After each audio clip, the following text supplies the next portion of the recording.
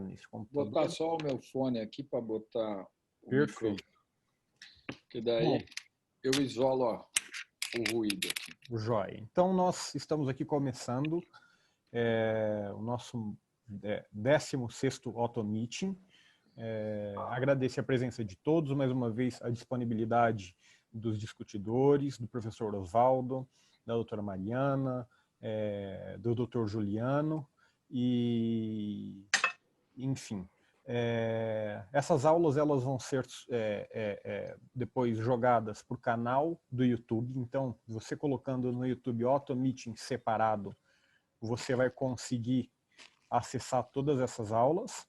Vão estar disponíveis provavelmente amanhã, e já deixar aí a chamada para o próximo Auto Meeting do mês que vem, que vai ser a doutora Miriam Cabral e como debatedora, e a doutora Vanessa Orlando vai ser a apresentadora do caso. E agora eu passo a palavra para o doutor Juliano fazer a apresentação. Eu vou pedir para todos agora silenciarem o microfone para a gente deixar só os debatedores com as palavras. Muito obrigado a todos, uma boa noite. Boa noite a todos. Eu queria agradecer aí a Mariana e o Osvaldo, que se prontificaram a apresentar o caso. O Osvaldo aí abrilhantando a nossa noite. E dizer que é a segunda reunião, espero que tenhamos várias outras, né? Que seja uma herança boa do Covid. E a gente está com mais um grupo lá de BH, então aí agradecer também a Vanessa, que já está aqui, e a doutora Miriam, por ter aceitado também. É um outro caso bem interessante. Ô, Juliano, você sabe que ela é minha mãe, né? Sim, lógico. A gente já colocou ela já para te sentir bem tranquila hoje. Que boa. Tá tudo em família, Mariana. Fica tudo em família. Isso. Na verdade, esse grupo é uma família, uma grande família. Eu acho que nunca tivemos uma família tão reunida. Vanessa é minha companheira. Isso, e de maneira bem espontânea mesmo, né? Todo mundo muito à vontade. Então, seja bem-vinda, Mariana, tudo contigo, e vamos lá. Agora eu compartilho aqui, né? Isso. Isso interromperá, Ana, continuar. Vê se consegue entrar aí. Vamos ver. Espera aí. Desktop. Eu tenho que apertar Keynote ou Desktop? Share screen, né? Ali embaixo. Tem que ir no compartilhar tela embaixo, e aí você escolhe a apresentação que vai aparecer. Isso aí, isso aí.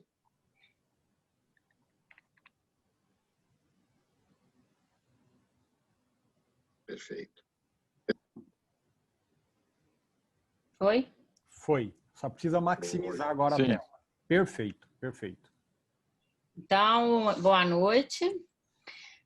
Gostaria de agradecer e começar a discussão de hoje comparando as nossas discussões do grupo com as discussões filosóficas, porque quando a gente está diante de doenças, de quadros assim desafiadores, eu acho que a gente tem que se empenhar mais para ter um entendimento melhor, mais completo, mais racional da doença. E esse grupo, ele nos permite isso, como o Juliano falou agora. Alô? Alô? Oi, eu vou pedir só... Rob, deixa teu coisa em mudo, que você está falando, está aparecendo aqui. A Mariana começou a apresentação. Isso. E aí, como o Juliano falou antes, a gente consegue discutir casos teoricamente mais simples, mas que nos desafiam no dia a dia, no consultório, e casos mais complexos e difíceis, né? Então, primeiro, eu gostaria de fazer um agradecimento especial ao professor Osvaldo Laércio, que aceitou o meu convite, discutiu esse caso comigo também, me ajudou. Eu acho que está sempre disposto a ensinar e talvez esse seja o segredo dos grandes professores, né? Ensinar é a melhor forma de aprender. E aqui também a gente tem a oportunidade de ter diversos professores e colegas mais experientes que estão dispostos a nos ajudar a todo momento, né? Então, é um privilégio. E também gostaria de agradecer e parabenizar os criadores do AutoMeeting, o Fernando, o Fábio, do grupo, o Juliano, o Osvaldo, que é o Juliano e o Wagner, que num momento aí adverso, que nos permitiu até melhorar as nossas possibilidades de discussão. Agora vou parar de enrolar e a gente começa. Bom, então, a gente combinou, eu e o professor Osvaldo, assim, vou apresentar o caso e colocar um pouco das dúvidas que eu tive na condução do caso, e depois ele vai ensinar para nós o que a gente poderia pensar como diagnóstico diferencial, o que poderia mudar a nossa conduta. Então, uma paciente do sexo feminino, de 42 anos, que tinha uma história prévia de sinusite de repetição de longa data, umas 4 por ano, 5, que ficava relativamente bem entre as crises. Em 2009, ela foi submetida a uma cirurgia endoscópica nasal e outra em 2019, outubro do ano passado. E desde a última cirurgia, nasal em outubro do ano passado, sem queixas. Tinha uma história também de uma otite serosa recorrente bilateral, que a colega otorrino que acompanhava há mais tempo e já examinava várias vezes, falou que foi quem a operou, que já viu esse ouvido bom, esse ouvido com serosa, purgou algumas vezes e que se exacerbava nos períodos que a sinusite piorava mesmo. Então, nessa cirurgia nasal que ela fez em outubro de 2019, ela também colocou um tubinho de ventilação bilateral e esse tubinho ficou aí uns 2, 3 meses e saiu. Bom, em maio de 2020, essa paciente ela teve um quadro de surdez súbita com uma tontura leve. Quando ela apresentou esse quadro, no início ela achou até que podia ser semelhante aos quadros de otite serosa que ela já tinha apresentado. Demorou um pouquinho até para procurar o atendimento, mas aí quando apareceu tinha essa audiometria, uma cofose do lado direito. Aí, nesse momento, a colega que acompanhava, ela solicitou uma ressonância de ossos temporais, que veio normal, e fez uma propedêutica laboratorial, provas reumatológicas, autoimune, e não teve nenhuma alteração, veio tudo normal. Bom, quando foi em julho, então maio ela teve essa cofose à direita, no final de julho, ela teve um quadro súbito de uma dor de cabeça, uma cefaleia, com características de uma cefaleia migranosa, um zumbido intenso do lado esquerdo, um quadro de tontura importante, vertigem rotatória, vômito, e aí ela foi levada para o hospital, e aí ela não sabe ao certo, mas chegou no hospital, foi internada, e num período de algumas horas, 3 a 5 horas, ela perdeu a audição do lado esquerdo. Então, ela ficou com esse quadro de cofose bilateral e um desequilíbrio importante. Foram repetidos exames laboratoriais, ela foi, inclusive, submetida a punção licórica, não tinha alteração. Então, aí a nova audiometria dela, apresentando, então, uma cofose bilateral. A tomografia mostrava, tomografia de ossos temporais que ela fez internada. Então, o lado direito normal, o lado esquerdo um velamento de ouvido médio de algumas células da mastoide. A otoscopia, o lado direito, então lembrando que ela tinha colocado o tubinho antes, né? Ela tinha essa perfuração sem otorreia, com a mucosa da caixa de bom aspecto, do lado direito, e do lado esquerdo, esse aspecto mais opaco, essa otoscopia aí.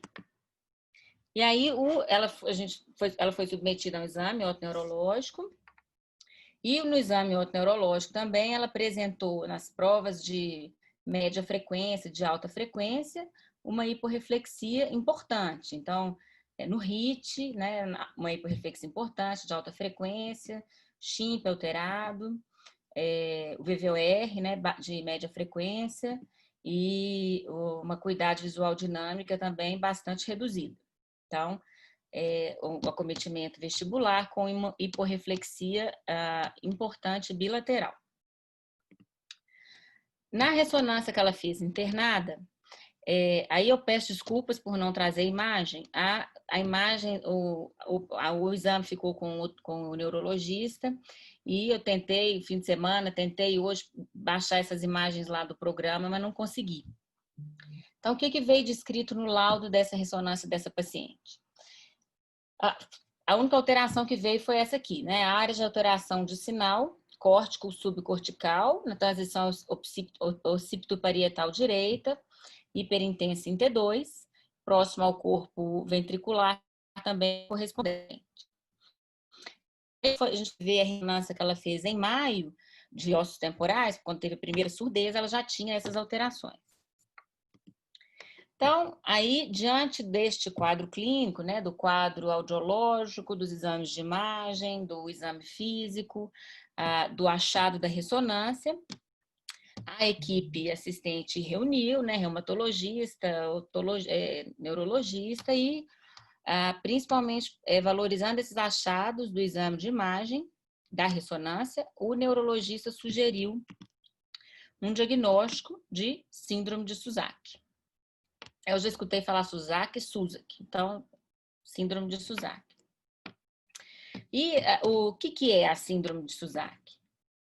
Antes aqui, só uma pausa que, como uma boa mineira, a gente gosta de chamar a atenção para a nossa terra e fazer jus à nossa fama de bons. A gente recebe muito bem, então todo mundo que vier, o Wagner teve aqui no fim de semana, então serão todos bem-vindos.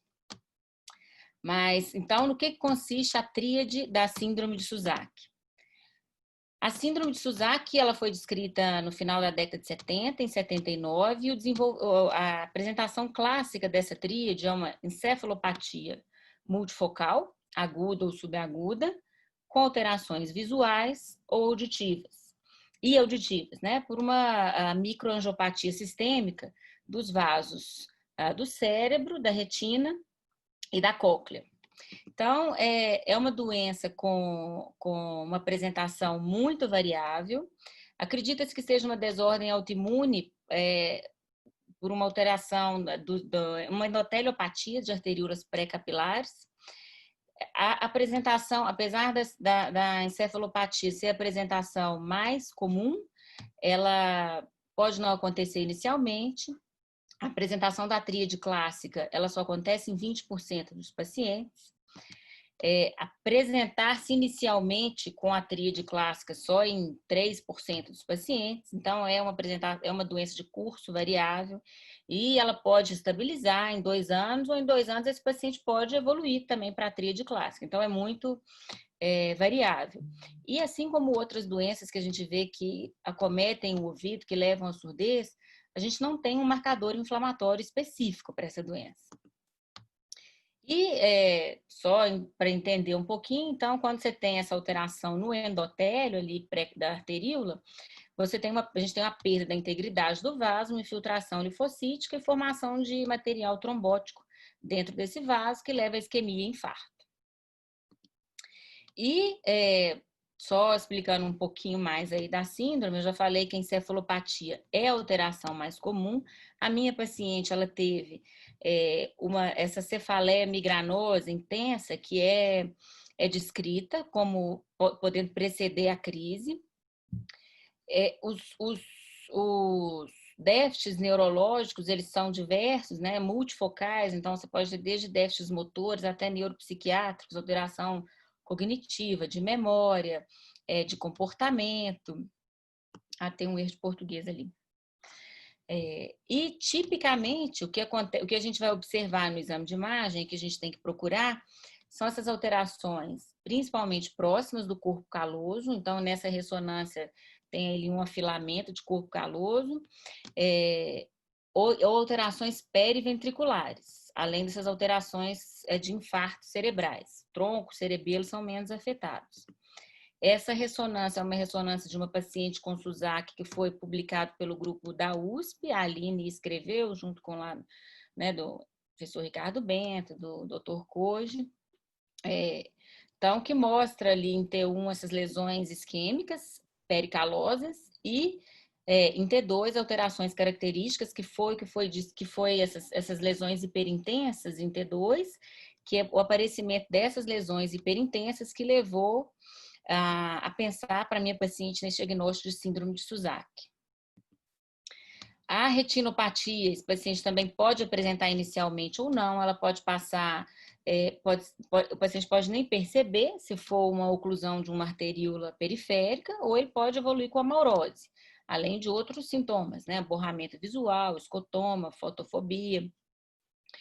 E quando, na suspeita desse diagnóstico, esse paciente tem que passar, mesmo sem queixa, o paciente tem que passar por uma avaliação oftalmológica, e a oftalmológica que não é, além do fundo de olho, do exame clínico, deve incluir uma angiografia da retina com fluoresceína, que pode mostrar essas áreas de infarto e, como nesse caso aqui, uma área de proliferação vascular depois de um paciente que já estava com um quadro mais ou menos estabilizado.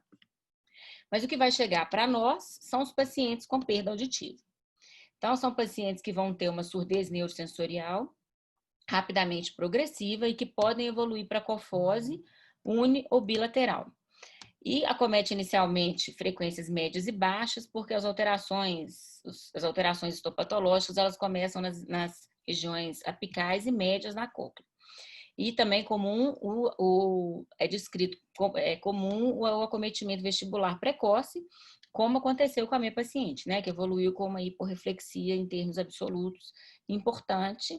Ela até foi encaminhada para reabilitação, mas o prognóstico já não é tão bom, né? E também tem vários casos descritos de surdez, como é da minha paciente, né? Que perde a audição de um lado e alguns dias depois perde a audição do outro lado. Que é a surdez tipo bang-bang. Bom, aqui eu coloquei só um slide do que acontece na histopatologia dessa doença, porque é interessante como a manifestação ela é diversa e a gente tem muitas coisas para a gente pensar no diagnóstico diferencial, né? Então, nos pacientes com síndrome de Suzuki, a análise histopatológica, ela mostra uma atrofia de estruturas cocleares, sem hídrops e sem alteração neuronal. O que é diferente, por exemplo, de pacientes que têm síndrome de Cogan, que tem uma hidrópsia importante, ou de outras alterações, por exemplo, a esclerose múltipla. E uma outra coisa também que é importante é que nos pacientes com Suzuki não tem inflamação, né, fibrose e ossificação intracoclear, o que também é importante no prognóstico desse paciente no caso de uma reabilitação auditiva. E aí, quando a gente recebe paciente que não tem um diagnóstico de síndrome de Suzuki, né, que é um paciente com manifestações otológicas, que tem uma surdez neurosensorial progressiva e reversível, apesar do tratamento, que acomete média e baixa frequência, mas que pode evoluir para cofose, que pode ou não ter alteração vestibular. Quer dizer, muitas possibilidades de manifestação, é um desafio o diagnóstico.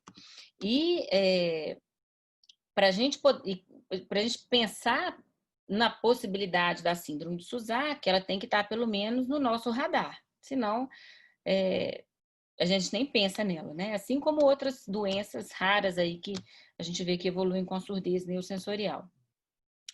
Então, na verdade, a minha primeira dúvida, quando eu recebi essa paciente, era se o diagnóstico era mesmo de síndrome de Suzuki. Foi uma paciente que tinha um quadro incompleto, mas a grande maioria dos pacientes não manifestam a tríade completa. Quando a gente vai ver na literatura, tem... assim, eu vi pouco mais de 300, então vamos dizer, não tem 500 casos descritos. E vocês vão ver lá na aula do professor Oswaldo Laércio que a possibilidade de diagnósticos diferenciais são múltiplos. E quando a gente vai ver os diagnósticos diferenciais, também a gente entra nessa mesma história. A manifestação às vezes é incompleta, então gera dúvida. Se a gente teve dúvida, né? Se eu tive dúvida, se o diagnóstico realmente a gente podia fechar como diagnóstico de síndrome de Suzuki, diante do quadro audiológico dessa paciente, a indicação de implante coclear, eu acho que não tinha muita dúvida. Encontrei 5 relatos de caso de paciente com síndrome de Suzuki com implante coclear. 2 aqui do Brasil, um que foi esse paciente do grupo da USP, que foi a Aline Bittencourt, que escreveu, junto com o professor Ricardo Bento, Koji, Dr. Rubens, e o outro lá do professor Luiz Lavinsky, do Joel Lavinsky, todos com sucesso, que é o que a gente esperaria. levando em consideração que é uma cocleite, que o problema é na cóclea, que você tem uma preservação neuronal e que não tem uma fibrose ou uma ossificação coclear. Bom, mas se não tive dúvida, né? Tive dúvida no diagnóstico, a indicação de implante coclear, eu acho que não teve muita dúvida, mas eu tive dúvida em como conduzir audiologicamente a paciente. Então, essa paciente é uma paciente que deveria receber um implante coclear bilateral simultâneo? Pensei nisso pelo risco, essa paciente teria um risco maior de fibrose e ossificação coclear? Eu falei que na síndrome de Suzak não tem descrito, né, nas análises histopatológicas, fibrose e ossificação coclear. Mas, por outro lado, a gente viu uma série de diagnósticos diferenciais, então, de doenças autoimunes, vasculites, que evoluem com fibrose e ossificação. Então, um paciente com poliarterite, não sei se o Celso está aqui, a gente teve um paciente com não lembro, acho que era pericondrite recidivante, que a gente com a cóclea toda obliterada. A síndrome de Cogan, que é um dos diagnósticos diferenciais, né, que uma boa parte dos pacientes evolui com perda profunda, tem um risco aumentado de fibrose, de ossificação.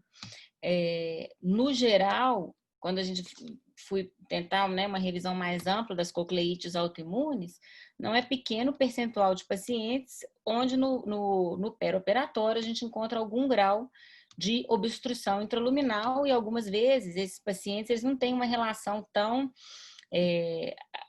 boa, né, entre os achados intraoperatórios e as alterações da ressonância, mesmo a captação de contraste. Então, eu fiquei pensando no risco dessa paciente. Agora, também por outro lado, se eu não tenho certeza do diagnóstico, se essa paciente pode evoluir com uma fibrose, com uma ossificação, eu também não tenho certeza de como que essa paciente vai evoluir neurologicamente. Então, ela está sendo tratada, ela recebeu, está fazendo pulsoterapia, imunoglobulina, imunomodulador. Então, eu achei também que seria, num primeiro momento, muito agressivo, né, pesando, fazer um implante bilateral. Que ela tem outras coisas que a gente tem que pensar e cuidar também. Então, essa foi uma das dúvidas que eu coloquei lá no grupo da otologia. A outra dúvida que eu coloquei, lembrando que essa paciente tem uma história de otite serosa de repetição, ela tem uma perfuração de membrana timpânica de um lado. Será que por causa dessa história, na hora que eu vou abordar essa paciente, o que é melhor fazer com ela? Uma petrosectomia e implante, fazer um implante e fechar aquela perfuração pequenininha que está seca, ou deixar a perfuração, às vezes até a perfuração solução, às vezes até deixar um tubinho lá para a perfuração não fechar.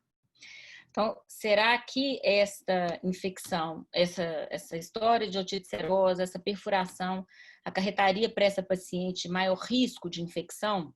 Então, pensando e pesando isso, né, na hora que isso aí a gente já comentou algumas vezes, né, lá no grupo, vários trabalhos mostram que a petrosectomia com implante é uma cirurgia com baixo índice de complicação, né, não difere muito. É lógico que todos esses trabalhos que têm séries maiores de pacientes são de centros de referência. E eu já vi o doutor Coach falar várias vezes, né, uma petrosectomia mal feita é uma bomba relógio. É lógico que eu não estava achando que eu ia fazer mal feita, né? Mas só colocando aqui. Por outro lado, essa perfuração, ela acarretaria mais risco para paciente se eu resolvesse implantar desse lado? Então, a gente lidar com paciente candidato a implante coclear, que tem uma serosa, ou que tem um tubo de ventilação, ou que precisa de um tubo de ventilação, não é uma situação incomum, principalmente na população pediátrica, né? E a questão que se coloca é se esse tubo de ventilação ou essa perfuração solução, ela, na verdade, reduziria a frequência de infecções agudas e diminuiria a chance de uma complicação mais séria, como uma meningite otogênica, por exemplo, ou ela serviria de uma rota de contaminação para o ouvido médio. Então, mas, assim, os trabalhos que comparam o índice de complicações, aí o grupo de crianças é o grupo mais estudado, né? O grupo de crianças com implante com e sem tubo de ventilação não tem diferença. Então, também não teria tanto problema, né? Mesmo na otite serosa também, apesar de quando se opera um paciente com otite serosa, você poder ter um edema maior tempo, mais sangramento, maior tempo de cirurgia, também complicações maiores a gente não vê muito descrito, né?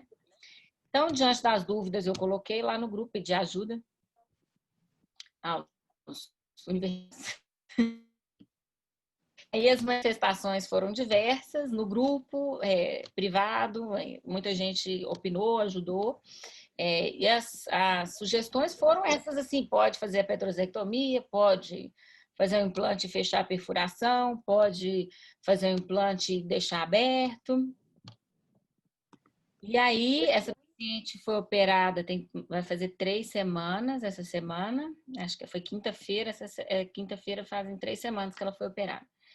Eu não fiz petrosectomia, optei por operar um lado só, por causa daquilo que eu coloquei de, né, não sei como também que essa paciente vai evoluir neurologicamente. Então, eu fiz o lado direito. A minha ideia, no início, era fazer o lado direito e deixar a perfuração. O vídeo dela estava tão bom que eu não resisti e coloquei uma gordura lá. Então, depois eu conto, na perfuração, depois eu conto o que aconteceu. Na cirurgia, assim, a colocação do implante não teve nenhuma intercorrência, foi tudo tranquilo. Foi aqui só rápido, acabando. Coloquei, foi Medel, o Flex, 28.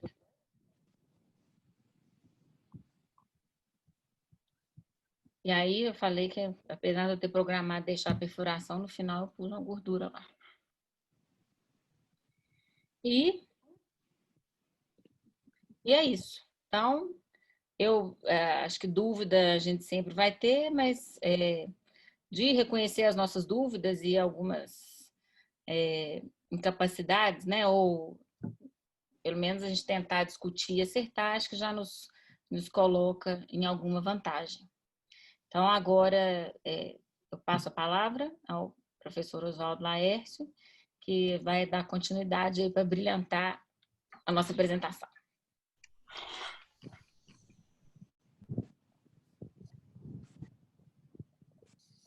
Bom, obrigado, Mariana, por ter me convidado para participar dessa reunião que eu acho muito interessante, que é um tema que me atrai há tantos anos, né? Na verdade, minha tese de doutorado, há muitos anos atrás, foi um modelo de perda de audição imunomediada. Então, eu gosto bastante desse tema. Então, te agradeço bastante da gente poder aprender juntos com isso. Eu acho que se o Juliano, que é o coordenador, permitir, a gente podia responder algumas dúvidas do caso para depois. Aí eu fecho fazendo um panorama rápido sobre os diagnósticos diferenciais. Pode ser, Juliano? Lógico, professor. Isso aqui é a sala de visita. Então, eu achei muito legal as dúvidas que a Mariana colocou. Primeiro, eu vou falar sobre 3 pontos que ela falou. Primeiro, no diagnóstico. Segundo, na reabilitação auditiva. E dentro do tema reabilitação auditiva, o que fazer em termos de colocar o implante bilateral, fechar a perfuração, fechar a petrosectomia. Então, em termos de diagnóstico diferencial, eu acho que eles fizeram um diagnóstico aí brilhante e eu, num primeiro momento, eu nem pensaria no Suzaki. Ela começou cursando com muita sinusite, depois ela fez otite média secretora, primeiro de um lado, depois do outro. Então, teoricamente, ela teve um comprometimento de mucosa de orelha média bilateral, adulta, o que não é uma coisa... Se ela fosse criança e tivesse muito problema de rinocinusite alérgica, edema de mucosa respiratória alta, tá? É até tuba auditiva morfologicamente suscetível, seria fácil a gente imaginar que seria um problema inflamatório, alergo mediado, qualquer coisa. Mas num adulto, e depois ela ainda me mostrou aquelas imagens de ressonância super legais, com aquelas imagens hiper intensas, em snowball lá, meio redondinhas, quase ovaladas. Aí eu fiquei em dúvida entre 2 coisas que nós vamos depois comentar. Primeiro eu pensaria num Wegener. porque é muito mais comum você ter mucosa nasosinusal e de orelha média juntos, e aí entra o envolvimento da orelha interna, consequência do acometimento da orelha média, muito provavelmente. Então, eu pensaria no Wegener, em primeiro lugar, e depois com as imagens da ressonância, eu pensaria no diagnóstico diferencial de esclerose múltipla, pelas imagens hiperintensas em T2. Só que a esclerose múltipla, ela é polimorfológica também, mas ela raramente tem sinusite como um dos sintomas atrelados, né? E, na verdade, o que fez o colega da Mar suspeitar de Suzak foi o afilamento do corpo caloso. Então, realmente, isso é um achado que é muito próprio do Suzak, não tem, né, esse afilamento, nem tem as imagens de acidente vascular circundando o corpo caloso, que a esclerose múltipla, por exemplo, não tem, né? Então foi legal, porque ela não teve acometimento visual, se teve, foi discreto, né, Mariana? Ela até hoje não tem nada visual, tem? Ela não tem nada visual, ela fez a arteriografia. O fundo de olho é normal. É Tá. normal. Fez a arteriografia. E também, assim, isso é de maio, né? Então, maio, junho, tem pouco tempo também, né? E tanto para o diagnóstico de Suzak para outras doenças, a gente teria que ver como que ela evoluiria, mas tomara que não evolua para nada. Não, aí eu acho que o diagnóstico diferencial, inicialmente, para mim, seria mesmo entre o Wegener e, secundariamente, só por conta da ressonância, uma esclerose múltipla, né? Ou, para não dizer que a bomba caiu 2 vezes no mesmo lugar, que ela tivesse 2 doenças diferentes, mas aí a gente acha que é pouco provável. Em relação à reabilitação auditiva, ela desenvolveu uma anacosia bilateral. Então, não tem muita dúvida de que você poderia até tratar a doença, ela deve estar tratando a doença agora, ela pode até ter estabilização da doença, mas recuperação da audição, acho extremamente improvável que isso aconteça. Então, eu acho que a melhor terapia para ela seria, a melhor solução seria o implante coclear mesmo. E realmente, o implante coclear nela tem 2 riscos. O risco intracoclear e o risco de uma eventual pré-existente doença da orelha média. O risco coclear, eu acho que para toda doença imunomodulada, a presença do feixe de eletrodo como um corpo estranho, e normalmente indutor de reação inflamatória, ela pode ser exacerbada mesmo nesses casos. Então, ela pode desenvolver fibrose no futuro, eventualmente até uma ossificação. Mas isso não contraindica o implante, porque o que você proporia se não fosse um implante coclear para ela? Implante de tronco, numa doença que eventualmente tem envolvimento neurológico inflamatório, também não me parece ser uma coisa interessante, além dos riscos do implante coclear serem muito maiores, o implante de tronco serem maiores, o resultado auditivo do implante de tronco é inferior ao resultado do implante coclear. Então, eu acho que a indicação do implante coclear foi perfeita e em paralelo ao tratamento de base para a doença específica dela, que depois você vai contar o que o pessoal está fazendo para a doença dela. Achei que a tua indicação foi perfeita e gostei também de como você fez o implante. Eu acho que nesses casos, você tem que fazer o implante sequencial. É lógico, é uma doença multifacetada, de prognóstico meio ainda indefinido. Não dá para ficar dando tiro para todo lado. Eu acho que você fez muito bem ter feito de um lado inicialmente. Vamos aguardar, a hora que a doença estiver totalmente bem controlada, estiver tranquilo. O resultado desse primeiro implante foi bom, porque o segundo risco, além da fibrose e reação, é a orelha média. E você pode ter, se eventualmente o diagnóstico de Suzak não for correto, ela tiver um Wegener e voltar a ter problema de orelha média, em qualquer momento você pode fazer petrosectomia. Mas nesse momento, se você está tratando a doença de base, a orelha média está absolutamente normal, eu também não faria petrosectomia, faria um implante. E eu tendo a acreditar que você também fez bem em fechar a perfuração, porque se é uma doente que tem uma doença imunomediada, ela vai tomar algum imunomodulador ou vai fazer uma terapia celular específica, um inibidor de TNF, um desses inibidor de CD8 ou qualquer coisa, ela pode ficar mais imunologicamente fragilizada e a perfuração ser não solução, mas ser um caminho de contaminação. Então, nesse modo, eu entendo que você fez bem, eu faria reabilitação auditiva sequencial em paralelo com o tratamento de base da doença. Então, eu acho que é isso que eu queria falar. E achei interessante também você usar um eletrodo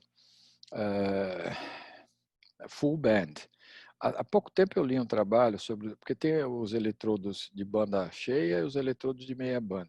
Parece que os eletrodos de meia banda, como eles liberam energia elétrica numa faixa anatômica restrita, geometricamente restrita, eles induzem mais a fibrose.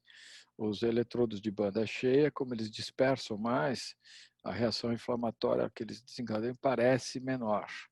Então, como ela já tem um risco de atividade inflamatória por conta da doença, eu achei que foi interessante isso. Então, o que eu queria dizer é isso. De diagnóstico diferencial, inicialmente, eu acho que o Wegener é esclerose múltipla. Acho que a reabilitação auditiva tem que ser pelo implante em paralelo ao tratamento da doença. E eu só faria petrosectomia se houvesse sinais clínicos ou evidência de que o envolvimento da mucosa da orelha média também faz parte dessa doença e essa doença não está controlada. Acho que eram essas minhas observações. Mariana, não sei se você quer comentar sobre o que ela está fazendo de tratamento, se o Juliano tem algum comentário, se vocês querem abrir para algumas perguntas nesse momento. Ela está fazendo imunoglobulina, imunomodulador. Ela fez pulso, na primeira internação, ela fez um pulso de corticoide também.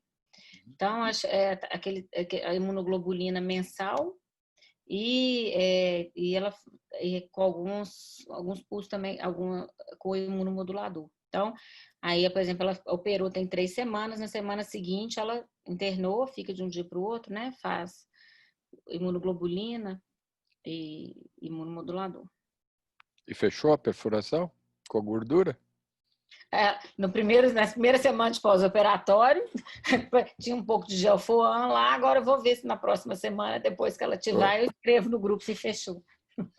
E ela, do ponto de vista sintomatológico, tá bem, ela não está reclamando de doença nasal, nem de mais de dor de cabeça, nada. Na última cirurgia do ano passado, ela não teve nenhuma intercorrência infecciosa, nem do ouvido, e a tomografia de 6 da face dela é boa, não tem sinais de doença de mucosa, não tem sinais de doença óssea, não tem... é boa. E a cefaleia também diminuiu depois do tratamento? O que está mais limitando ela agora é porque ela está muito desequilibrada, né? Está com uma hiporreflexia bilateral. E eu até falei lá no grupo que ela é trágico, ela perdeu o marido em dezembro. Nossa, coitada. Tem filho pequeno, então tá... Ixi, tadinha. Mas ela está fazendo reabilitação vestibular? Tá. Bom. Tá fazendo. Juliana, algum comentário? Você quer abrir para alguma pergunta nesse momento? Que, pelo caso, eu acho que agora... Tem pergunta da audiência? Você quer que eu faça um resuminho e deixe as perguntas para o final? Eu acho que agora a gente vai abrir para o grupo, né? Vamos liberar o microfone para que a gente tenha isso meio como uma grande sala de estar da odontologia brasileira, para que todos possam aí perguntar de viva voz e participar. Então, vou pedir que o Fernando libere os microfones. Eu acho que é só quem quiser fazer a pergunta, libere o microfone e entra online aqui para a gente poder bater um papo. Eu acho que já está tudo liberado. Se tiverem dificuldade, por favor, manda no chat que eu vejo o que está acontecendo. Mas, a princípio, está liberado para quem quiser fazer as perguntas. O doutor Luiz aqui perguntou se valeria a pena antibiótico terapia prolongada. Eu não sei o que né, você acha que desde a cirurgia, há 1 ano atrás, ela não teve mais evento infeccioso. nas 2 vezes que ela teve, em maio e julho, ela teve um quadro de surdez de um lado depois do outro, os exames laboratoriais também não indicaram nenhuma alteração, né? Então, assim, ela não ela tá 1 ano sem intercorrências infecciosas. Então, seria pensando em prevenir alguma coisa, né? Mas como eu acho que ela já está há 1 ano bem, sem intercorrências infecciosas, eu acho que não iniciaria nesse momento, não. Veria como que ela vai evoluir. Eu também concordo, Mariana. Acho que o problema dela, acho que o alemão estava pensando mesmo numa prevenção, numa doença imunomediada, tomando imunomodulador, mas ela está tomando imunoglobulina e ela tem aparentemente competência antibacteriana, né? Não tem tido evidência de infecção. Então também acho que eu observaria, acho que eu não usaria antibiótico prolongado. E, Mari, como que eles estão fazendo o acompanhamento da doença dela? Então, o neurologista dela, eu conversei com ele, né, Marco Túlio, que a gente colocaria o implante, né, e que isso teria alguma consequência no acompanhamento do implante dela. Ela é jornalista, está sem o marido, né, o marido não deixou numa situação tão confortável. Então, junto com ela, nós decidimos que, apesar dessa limitação que ela vai ter na ressonância, que ela precisava de ser reabilitada auditivamente. Então, ele está acompanhando clinicamente, a gente ficou de conversar e dele decidir em qual momento que ele acharia que, né, assim, talvez para uma paciente que não tivesse um dispositivo que limitasse o implante, ele poderia pedir exames mais frequentes, talvez ele vai pedir, né, a gente vai ter que pesar e dosar isso. Então, mas esse Medel novo, ele é compatível até com ressonância de 3 Tesla, né? Segundo o fabricante. Não é o Harmony que você colocou? Não, aqui não tem ainda, não estava liberado. Eu coloquei o 5. Tá. Então pode fazer de 1,5 Tesla. Vai dar muito artefato, mas dá para fazer medida talvez do outro lado, né? Do outro hemisfério. Foi por isso que eu achei também que a gente não devia colocar bilateral, né? Porque aí não dá para avaliar nada. Aí não dá para estudar nada mais, né? Bem lembrado.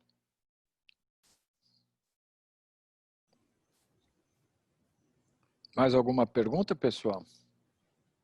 Caso Mariana, difícil para burro, todo mundo entendeu tudo. Que bom. Mariana. Oi. Você não quer citar os exames de sangue que ela realizou na propedêutica? Então, quando ela estava internada, ela fez os exames, ela foi avaliada por reumatologista, né, e junto com o neurologista, e ela fez exames para provas reumatológicas e doenças autoimunes, todo aquele painel que a gente faz regularmente, inclusive ANCA também para Wegener, apesar da gente saber que às vezes não vem positivo, né, ela fez... Até se tivesse eu até pensei se tivesse alguma mucosa alterada para fazer biópsia, mas assim, a mucosa da orelha média estava excelente. A mucosa do nariz, a fibronase dela, não tinha nenhum sinal de doença também para a gente pensar em fazer alguma biópsia. Então, foram exames de sangue laboratoriais mesmo, de doenças autoimunes, né, reumatológicos e biópsia. Que foram todos negativos, né? Ela fez até punção licórica também, tudo negativo. Então, aí a esclerose múltipla, também eles fizeram a punção licórica para ajudar a pesquisar o diagnóstico de esclerose múltipla e foi normal também, a punção licórica. E no caso de um Wegener, lógico que não é a apresentação típica, mas a evidência dessa cofose em um Wegener, uma peritronectomia poderia ser indicada? Eu acho que se tivesse ativo, sim, mas como a Mariana falou, ela olhou lá, estava a mucosa inocente. Também acho que só se tivesse um diagnóstico definitivo de Wegener. Isso. Com algum grau de diagnóstico definitivo. Com algum grau de envolvimento, porque de mucosa da orelha média. E eventualmente a gente pudesse se inclinar a favor da petrosectomia, né? Que teria que ser super bem feita para eliminar toda a mucosa mesmo, mas só se tivesse um diagnóstico definitivo de Wegener com alguma suspeição de atividade. Aí eu acho que seria interessante. Não sei se você concorda, Mariana. Sim, concordo. A doutora Miriam, acho que está querendo falar. Não, eu já falei, os exames que eu gostaria que ela falasse que ela fez. Eu não sei se teria indicação aí, queria a opinião de vocês, uma ressonância magnética do ouvido interno. Ela não fez, né? Fez, ela fez. Aí, em maio ela fez, estava normal. Aí na internação, em julho, a ressonância do ouvido interno dela fez 2, uma em maio e uma em julho, e estava normal. E aí, fez ressonância do ouvido interno e de crânio em julho, quando teve a segunda surdez, do outro lado. E aí, quando eles foram rever a primeira ressonância de maio, as alterações que estavam lá no corpo caloso, pericalosas ali, que eles descreveram, já estavam presentes lá, na primeira ressonância. Outra coisa, ela é migranosa? Não é migranosa. Wagner está por aí? Cheguei aqui. Ele quieto. Não, é algo bem básico, assim. Eu queria só entender um pouco mais do caso, né? Então, assim, ele tem algumas alterações no sistema nervoso central, né? E ela, né, no caso. E qual que seria, assim, expectativa quando você for ativar esse implante, né? Se bem que ela não tem lesões no lobo temporal, né? Não. Mas porque assim, você mostrou que tem alguns trabalhos falando que tem bons resultados com implante, né? Mas o que seria um bom resultado aí, né? Então, eu não sei se quem entrou, ela fez o implante e teve a neurotelemetria com boa resposta. Eu mostrei aí 5 trabalhos, eu não sei se a Aline que entrou aí agora é a Aline Bittencourt, que publicou esse caso lá da USP, que teve reconhecimento de 100% OpenSet, né? Então, no caso de síndrome de Suzaki, a gente tem que pensar que é uma cocleite, que não tem alteração de neuronal, então o que a gente espera mesmo um bom resultado. Os 5 casos descritos que eu vi descreveram um bom resultado mesmo. Ao contrário de uma revisão que eu vi aí no geral de cocleites autoimunes, que depois você tem até uma piora, né, do resultado por um processo de fibrose, de ossificação, né? Então, assim, a resposta dela, a telemetria foi boa, ela vai ativar sem ser essa semana na outra. Aí eu dou notícia para vocês. Tá, e daí eu acho, só complementando, acho legal, Wagner, a tua pergunta, que eu esqueci de comentar mesmo isso.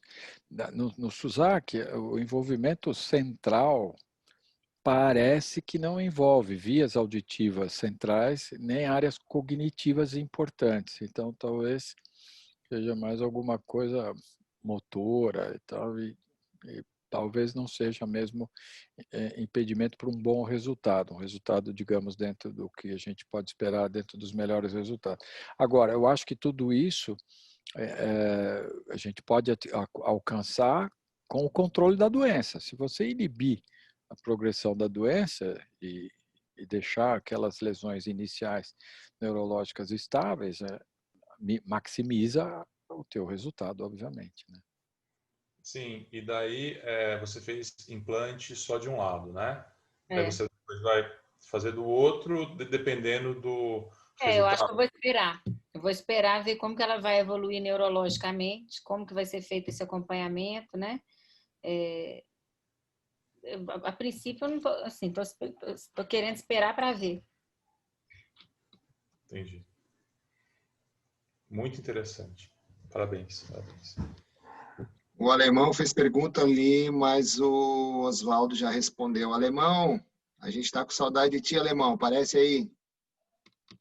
Dá um oi. Acho que hoje ele está escondido lá.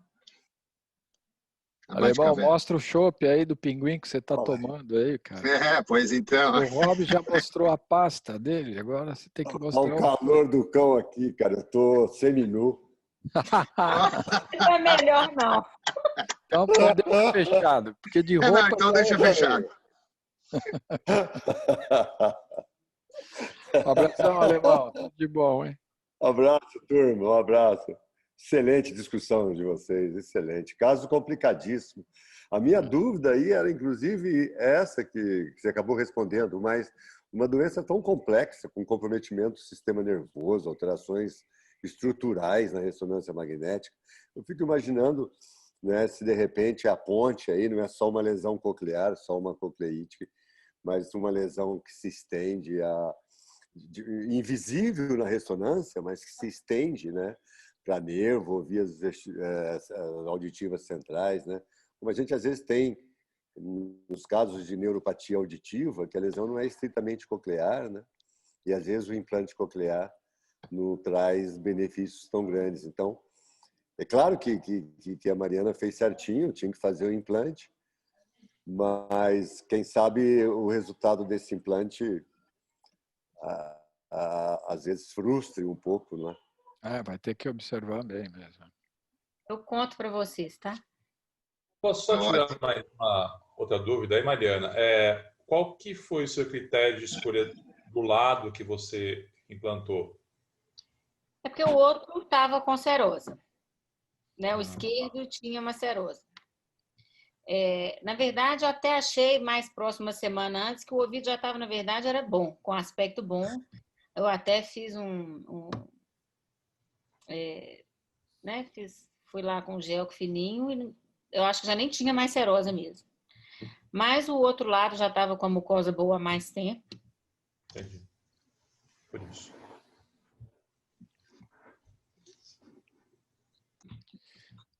Bom, vamos lá, Juliano, que a audiência está caindo aqui. Daqui a pouco vai todo mundo dormir, entendeu? Mas não, eu acho que está ótimo. É isso aí, era para ser um bate-papo. Mariana, excelente, muito obrigado Muito aí, bom, né? E Oswaldo... Mariana vai ficar na escuta aí, porque eu vou fazer um en passant rápido aqui e aí ela comenta no final, tá bom? Você e ela. Tudo com vocês, então, para fazer o encerramento aí.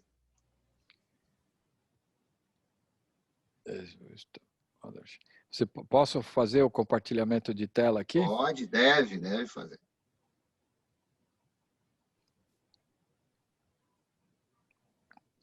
Tá na tela aí? Sim. Então vamos lá. Então o que eu fiz não vai ficar tão bonito quanto a apresentação da Mariana, que é toda artística, entendeu? Mas eu fui atrás de estudar um pouquinho essa história do diagnóstico diferencial, em particular na síndrome de Susak, né? Então, baseado nas informações que a Mariana me deu, o Felipe Omuro é um reumatologista aqui em São Paulo que a gente tem bastante contato, ele me cedeu vários materiais que vocês vão ver aqui na apresentação. E eu que fiz alguma revisãozinha bibliográfica mais atualizada sobre o diagnóstico diferencial na síndrome de Susak. E aí a gente cai basicamente em duas vertentes aqui. As chamadas vasculites, que poderiam mimetizar o quadro do Susak, ou seja, envolvimento central, orelha interna e visão. Então, aí as principais seriam Coogan, que pelo menos visão e audição são muito frequentes. Sistema nervoso central nem tanto, mas também existe. O Wegener, que nem a gente já falou, por ter um envolvimento, no caso da Mariana, por ter a sinusite prévia, mas como também uma vasculite, né, que pode dar envolvimento de ouvido com frequência, menos frequentemente sistema nervoso central. E um quadro mais raro de poliarterite de células gigantes, que também tem um pequeno percentual de envolvimento neuro-oftalmológico. E o que hoje em dia se acha na literatura inglesa como as síndromes neurocócleo-ocular, ou síndromes que especificamente envolvem essa tríade. E é óbvio que nós vamos ter sempre o componente imunológico envolvido aí, e as principais parecidas com SUSA, que além do Koga, que nós já tínhamos visto aqui como vasculite, o Vogt-Koyanagi Arada, que também é um envolvimento de vasos, e a esclerose múltipla, que é uma doença degenerativa, porém etiologia inflamatória e provavelmente imunomediada também, como nós vamos ver. Então, vamos passar rapidamente por isso. Então, as vasculites, na verdade, essa primeira parte, o nosso braço esquerdo, aí, é um grupo muito heterogêneo de doenças com manifestação sistêmica, tem órgãos ou sistemas afetados e depende muito do tipo de vaso envolvido. Né? Tem poucos padrões histológicos definidos, o prognóstico é variável e tem sempre uma evolução que pode ser aguda ou subaguda. Né? E tem um monte de coisa que simula a vasculite. Né? Como a gente falou, depende muito, os reumatologistas gostam muito de tentar visualizar o tamanho do vaso. Então, existem síndromes ligadas às vasculites de grandes vasos, onde a aorta e os seus ramos principais e veias análogas são o alvo principal. Então, você tem mais manifestações abdominais, diminuição de pulso de perna, periférico, etc. As vasculites de vasos médios, de médio calibre, então são artérias mais viscerais e os seus ramos principais, né? Então, da pancreatite, problema renal, mesmo pulmonar. E o que nos interessa são as arterites de pequenos vasos, para nós otorrinolaringologistas e otologistas principalmente.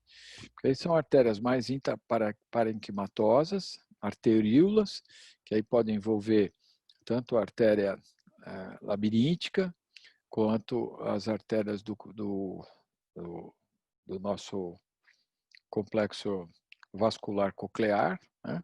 Capilares e vênulas. Né? O agente etiológico dessas doenças também é discutível. Nos quadros primários, a doença é idiopática, deve ter algum problema, eventualmente predisposição genética, que envolva um erro imunológico e você tem uma agressão inflamatória. E as secundárias são interessantes, porque elas podem ser, algumas dessas doenças, induzidas por drogas. Alguns antibióticos, quimioterapia, anti-inflamatório não hormonal, drogas psicoativas, diuréticos, beta-bloqueadores, anticoagulantes, beta-adrenérgicos, anticonvulsivantes, iodo e algumas outras drogas já foram correlacionadas à indução de uma doença inflamatória vascular. E interessante, tem alguns quadros bem definidos por infecção viral ou clamídia. Clamídia acho que é muito comum no Voitiarada. Pode ser um fator de indução. Eu me lembro já no qual a clamídia está bem envolvida. Né? Então, isso pode determinar uma doença sistêmica ou mais localizada. Uma histopatologia também inespecífica, pode ter infiltração de neutrófilos, linfócitos, eosinofílios. Né? E o mecanismo histopatológico ou fisiopatológico de agressão ao vaso pode ser por depósito de imunocomplexos, por uma inflamação de característica granulomatosa ou por autoanticorpos. E a Mariana mencionou o ANCA, nós vamos ver mais ou menos onde entra o ANCA aí já. Né?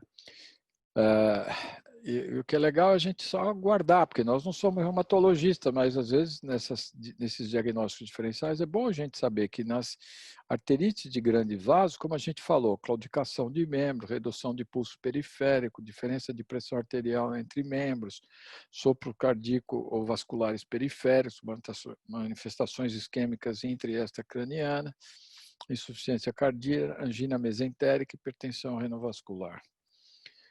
De médio calibre, necrose de extremidade, nódulos e úlceras, levedo reticular, mononeurite, isso pode eventualmente afetar o facial ou o coclear, né, ou o oitavo nervo, o vestíbulo coclear, orquite, manifestações isquêmicas do sistema nervoso central, miosite, insuficiência cardíaca, angina mesentérica e hipertensão renovascular. Então, vocês veem que essas de médio calibre já eventualmente poderiam mimetizar um quadro parecido com o SUS, mas é difícil que haja simultaneidade de envolvimento. Né?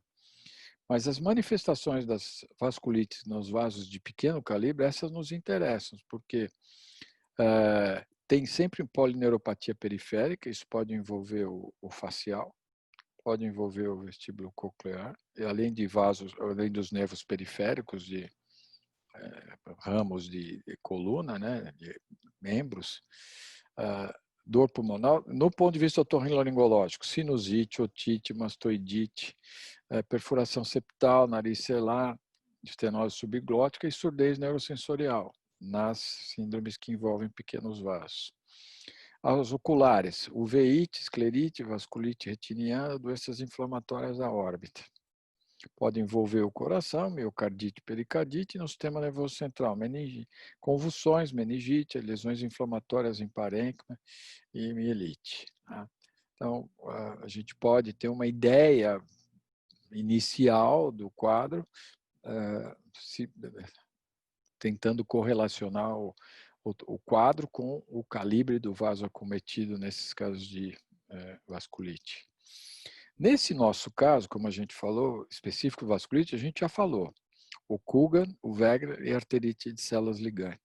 Mas existe, antes de falar do ANCA, a gente vai falar já já, um outro anticorpo, um outro grupo de células que são anticorpo, na verdade, contra células antiendoteliais.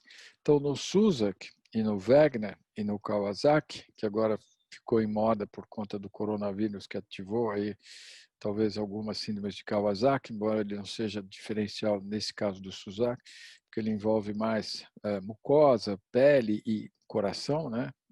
O Kawasaki.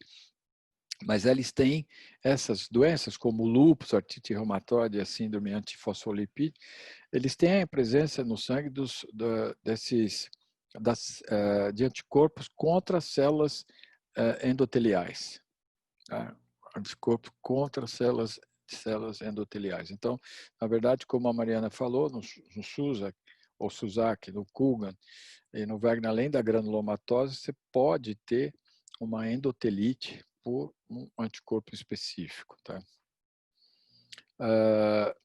Então, vamos falar rapidamente sobre essas outras síndromes parecidas com o Susak, ou Susak. A síndrome de Coogan, por exemplo, ela foi descrita por David Coogan, que foi um oftalmologista, em 45, como uma ceratite intersticial não sifilítica, naquela época a sífilis era muito importante, né?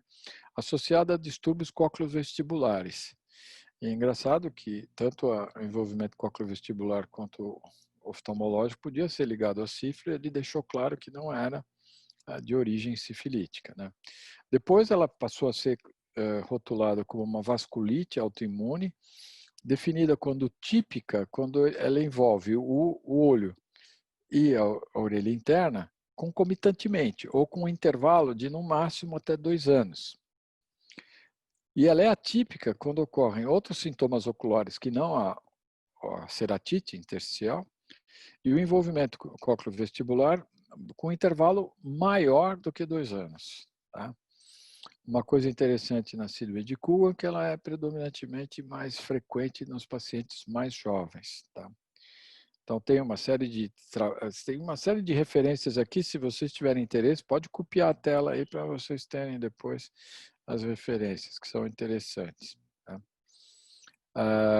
Quais são os sintomas principais, então, no Coogan? A ceratite intersticial promove perda de visão, hiperemia ocular, pode correr junto uma conjuntivite, uma episclerite, dor e fotofobia. Também, menos frequentemente, pode acontecer glaucoma, aumento da pressão, papiledema e exoftalmo. Na orelha interna, como a Mariana falou, o quadro mimetiza inicialmente o Meniere, tá? Com crises de vertigem, flutuação auditiva, etc. Mas só que a diferença do Meniere é que a perda auditiva evolui rapidamente para uma perda mais profunda, mais severa e profunda.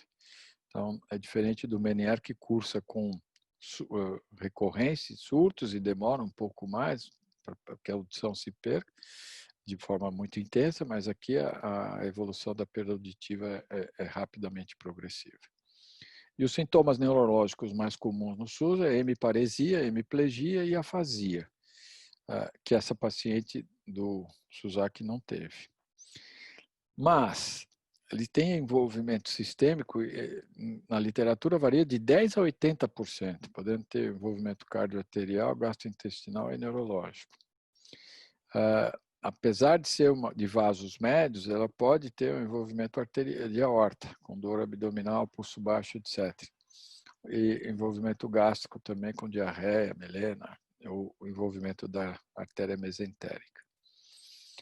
Na síndrome de Coogan, o diagnóstico é basicamente clínico. Desculpa, só enfatizando que esses sintomas sistêmicos não são os clássicos, tá? Os clássicos estão aqui em cima, embora não sejam infrequentes. Essas doenças são normalmente meio complicadas, né? Bom, o diagnóstico, para variar, é mais complicado ainda porque eles são eminentemente clínicos, né? Tem que ter a lesão ocular, uma ceratite, se for típica, a perda auditiva sensório-neural e uma redução da pressão vestibular, com algumas variações sobre o acometimento do sistema nervoso central. Não tem marcador laboratorial específico, que nem o SUSAC, tá? O ANCA é negativo. Então, falando do ANCA, nós vamos terminar depois de falar do Wegener. Eu volto a falar do ANCA, peraí. No Wegener, que é ANCA positivo, ele hoje em dia é tido como uma granulomatose com poliangeite. Então, é uma doença sistêmica que cursa com uma inflamação granulomatosa, que, pelo envolvimento também arterial, vascular, leva a uma necrose tissular, tanto que é comum ver perfuração septal no Wegener e nas biópsias de orelha média você vai ter esse aspecto granulomatoso predominante na histopatogenia.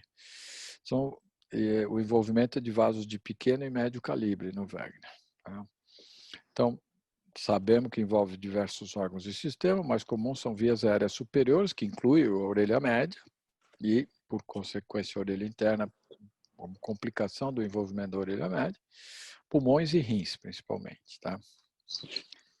No quadro típico de Wegener, isso aqui é legal.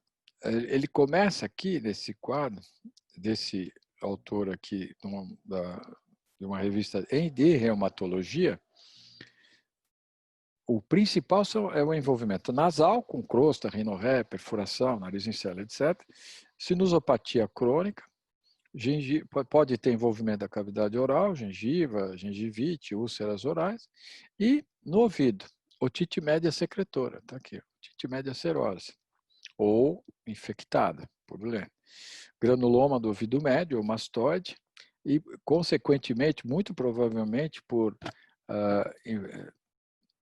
penetração pelas janelas, principalmente janela redonda, de mediador inflamatório, imunocomplexo, interleucinas, etc., você vai ter perda auditiva sensório-neural. Pode ter uma estenose subglótica também por envolvimento cartilaginoso. O envolvimento ocular, normalmente, são proptose, diplopia, isquemia do nervo óptico, pode ter essa massa retroorbitária, a esclerite necrotizante e outras menos frequentes, episclerite, ceratite, uveíte, conjuntivite. Você vê que a ceratite aqui está como não mais comum do envolvimento ocular, tá? E o envolvimento pulmonar, que é frequente, 1/3 dos pacientes, podem até ter isso sem sintomas, múltiplos nódulos bilaterais, algumas cavitações, infiltrados pulmonares e uma hemorragia alveolar. Ocorre também envolvimento renal, que a gente já sabe, uma glomerulonefrite necrotizante, sistema locomotor, artralgias, etc., febre, anorexia, perda de peso, e o envolvimento neurológico, que formaria a nossa tríade aqui, neuropatia periférica ou craniana, então tem envolvimento de nervo craniano às vezes, pacmeningite ou massas em parênquima cerebral. Pode ter envolvimento cutâneo, cardíaco e lesões pseudotumorais. Quer dizer, pode ter tudo no Wegener, né? Por isso que é muito complicado. Mas você vê que predomina na nossa esfera o envolvimento nasal e de orelha média, tá? Isso é interessante. Depois, se você tiver uma lesão pulmonar renal, aí dá para a gente suspeitar de uma maneira mais evidente do diagnóstico, tá? E o diagnóstico é feito por esse quadro clínico sugestivo, o ANCA-C positivo, PCR aumentado, e se você tiver disponibilidade, a biópsia para definir aquele quadro granulomatoso. Tá? E aí eu queria falar do ANCA, que no Wegener o ANCA positivo e foi a primeira doença com ANCA positivo que a gente falou até agora. Então, o ANCA, que é o anticorpo antiparênquima de neutrófilos, envolve um grupo de vasculites sistêmicas que envolve predominantemente pequenos vasos, então ele pode ter mesmo repercussão na nossa área. Se caracteriza por ter nenhum depósito tissular de imunocomplexos, né? E está associado, então, com a presença dos anticorpos anticitoplasma de neutrófilo, que é o ANCA. Tá? Os principais representantes dessa doença são justamente a granulomatose com poliangiite, que é o Wegener, a poliangiite microscópica, que eu não me lembro de ter visto, a granulomatose eosinofílica, com poliangiite, e a vasculite renal limitada, que então, provavelmente são doenças que a gente vai ter pouca oportunidade de ver. Né? Um dos diagnósticos diferenciais que eu achei de Susak foi a arterite de células gigantes. Mas ela é difícil que ela vá fazer parte do nosso rotina, porque o envolvimento da orelha interna é pouco frequente. Ela tem algumas características básicas, mas ela normalmente semelhantes às outras que nós falamos, mas é basicamente de vasos de grande calibre. Então pode ter dor de cabeça, e aqui mais embaixo as manifestações neuroftalmológicas, uma amaurose fugaz, uma diplopia, ou amaurose irreversível se o envolvimento da artéria oftálmica for grande, né? Retiniana for grande. Então, eu mencionei porque isso é citado em vários trabalhos, mas eu acho que foge um pouquinho dessa tríade sintomática do Susak.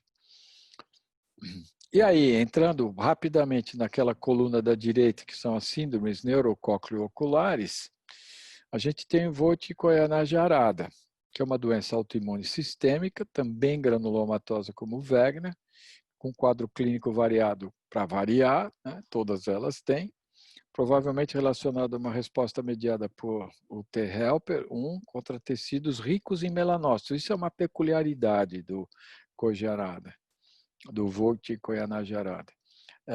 Então, ele pode ter lesões, porque no olho tem melanócito, a orelha interna tem, sistema nervoso central tem melanina, cabelo e pele.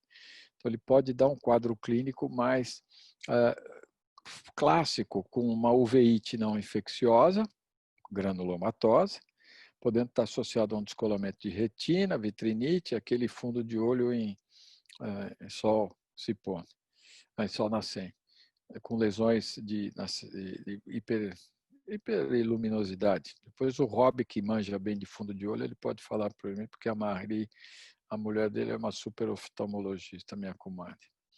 Cefaleia e meningismo, perda auditiva e vitiligo. Então, o Koyanagi-Arada tem algumas coisas que sim poderiam se superpor ao Susak. Tá?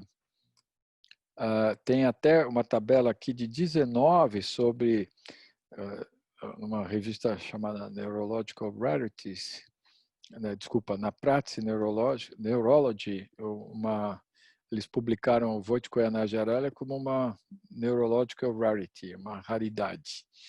Então, para você ter o diagnóstico completo de Vogt-Arada, você tem que ter pelo menos critérios de 1 a 5. Então, sem história de lesão ocular penetrante, sem evidência clínica ou laboratorial de outra doença ocular bilateral, neurológico ou déficit auditivo. Então, meningismo, dor de cabeça, zumbido, perda auditiva e no líquido, no líquor, pleocitose. Pode ter também alopécia, polioses ou vitiligo na pele. Tá? Isso pode ter. Então, para você ter a síndrome completa. Então, a síndrome incompleta, 1 a 3 desses critérios. Tá?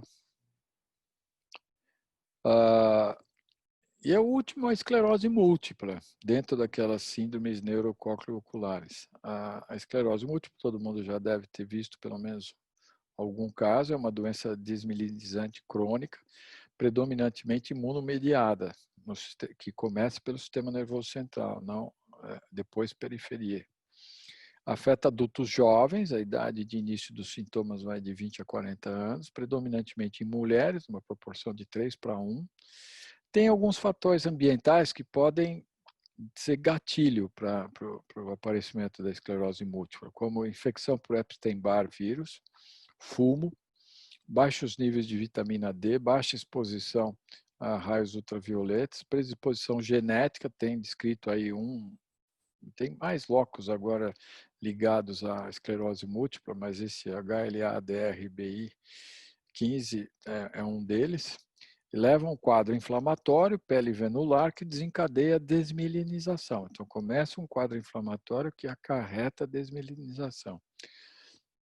O quadro inflamatório envolve linfócito T, CD8 positivo, predominantemente. Ela agride principalmente oligodendrócitos e promove a desmielinização por conta do processo inflamatório. Depois é que acontece a lesão axonal.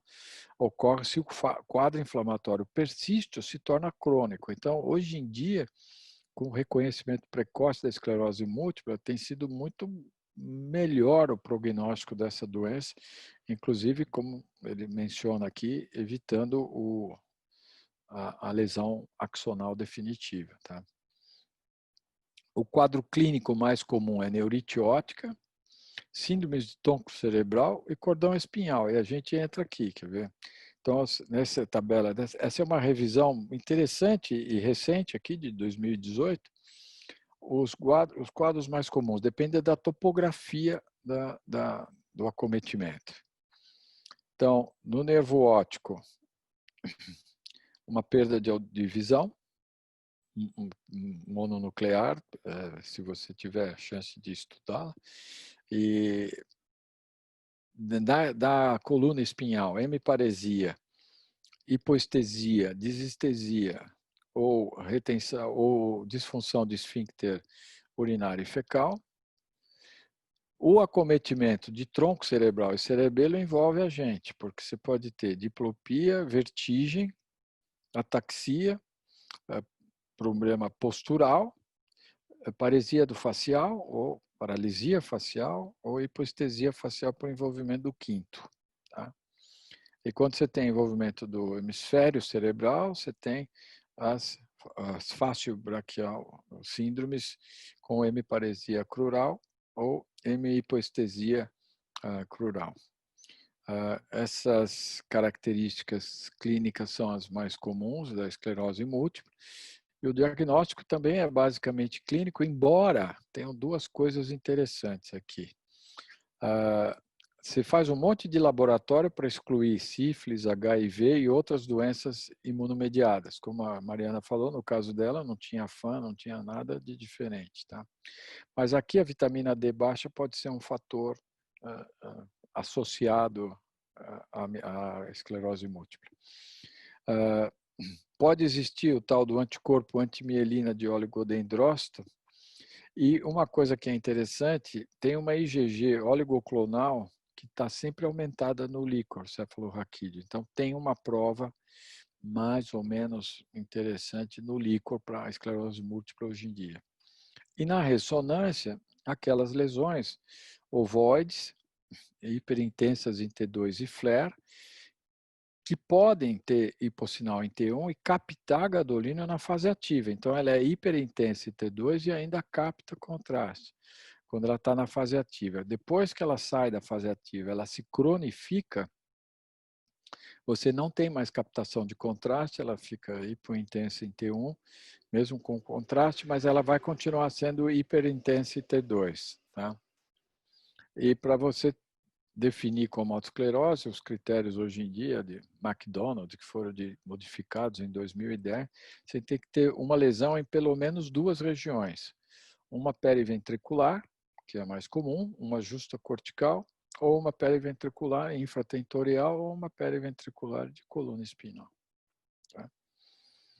Bom, rapidamente era isso que eu queria comentar. Espero que vocês não estejam como meu neto, dormindo nas aulas remotas.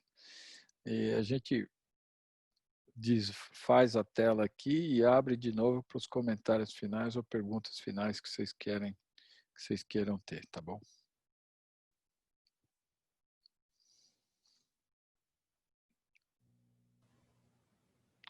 Mariana, fala você que foi a causadora de toda essa reunião. O que você achou? Quais os comentários adicionais que você podia fazer? Não, eu fico pensando que eu acho que a gente sempre tem que ter em mente que, né, diante dessas dificuldades, né, dessas síndromes e de manifestações heterogêneas e que quase nunca você tem uma manifestação completa inicial, tem que ficar sempre com o pé atrás. Assim, tem um diagnóstico provável de Suzak, mas a gente não sabe, dependendo de como que ela evoluir, aí é que a gente vai fechar o diagnóstico, né? Então,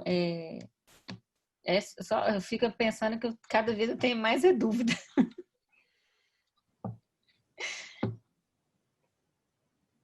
Eu acho que só o fato da gente suspeitar que pode ser uma doença sistêmica, multifacetada, e aí trazer a ajuda do imunologista ou do reumatologista para definir o quadro, eu acho que já valeu a gente ter pelo menos suspeitado e pode ser um monte de coisa, mas eu acho que é um troço mais sistêmico do que localizado. Acho que já ajuda bastante. Juliano, nosso coordenador, assume aí e toca em frente.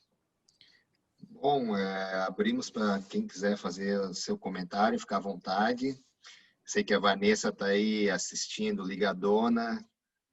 O próximo encontro ela vai ser a nossa apresentadora. A Vanessa já me atura bastante aqui, coitada. Não, é o contrário, de jeito nenhum. E a doutora Miriam também. Então, enfim, gostaria de agradecer a presença de todos. Excelente a gente estar reunidos, todos nós reunidos aqui em torno da otologia e uma vez por mês nos encontrando, pelo menos, aqui. E gostaria de deixar aí com o Fernando aí as palavras finais e o convite para o pessoal acessar a plataforma. Perfeito. Então, mais uma vez, parabenizar pela organização, pela escolha do caso, viu, Juliana? E pelos convidados também, excelente. Acho que a gente não poderia ter tido uma explanação melhor desse caso, que foi tão interessante no grupo. Bom, mais uma vez lembrando que vai estar disponível a partir de amanhã, provavelmente, no canal do AutoMeeting, do YouTube. Lá também tem outras discussões, outras aulas, né? Agradecer a presença de todos aí numa segunda-feira à noite, um pouco difícil para algumas pessoas avaliarem, mas eu acho que foi muito bom.